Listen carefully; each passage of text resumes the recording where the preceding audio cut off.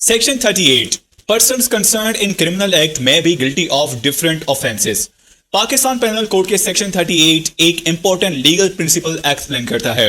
अगर several persons एक criminal act में इन्वॉल्व हों तो जरूरी नहीं कि सब लोग एक ही ऑफेंस के गिल्टी हों। उनकी इंडिविजुअल इंटेंशन और सर्कमस्टेंसेस के मुताबिक उन पर डिफरेंट ऑफेंसेस अप्लाई हो सकते हैं। Original text of section 38. Where several persons are engaged or concerned in the commission of a criminal act, they may be guilty of different offences by means of that act.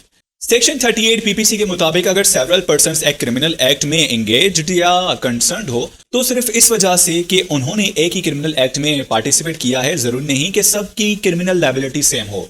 Her person की intention, knowledge और surrounding circumstances को separately consider किया जा सकता है। इसलिए एक ही criminal act का रिजल्ट में एक पर्सन मर्डर का गिल्टी हो सकता है जबकि दूसरा पर्सन उसी एक्ट के कॉन्टेक्स्ट में culpable homicide not amounting to murder का गिल्टी हो सकता है। इलस्ट्रेशन ए जेड पर ऐसी ग्रेव प्रोवोकेशन के सर्कमस्टेंसेस में अटैक करता है कि जेड की डेथ कॉज करने पर ए का act culpable homicide not amounting to murder होगा। बी जेड से पर्सनल इल विल रखता है और जेड को जान से मारने का इंटेंशन रखता है। बी ए को जेड को किल करने में असिस्ट करता है लेकिन बी को वो प्रोवोकेशन नहीं मिली थी जो ए को मिली थी। यहाँ ए और बी दोनों जेड की डेथ कॉज करने में इन्वॉल्व हैं लेकिन बी मर्डर का गिल्टी होगा। A culpable homicide not amounting to murder का गिल्टी होगा। यानी सेम क्रिमिनल एक्ट और सेम रिजल्ट के बावजूद दोनों पर्संस की लीगल लायबिलिटी डिफरेंट हो सकती है।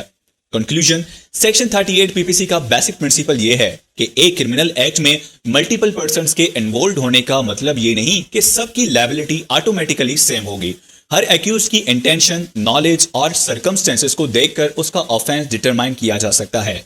That's it. नेक्स्ट वीडियो में हम पीपीसी के नेक्स्ट सेक्शन पर डिस्कस करेंगे। Thank you.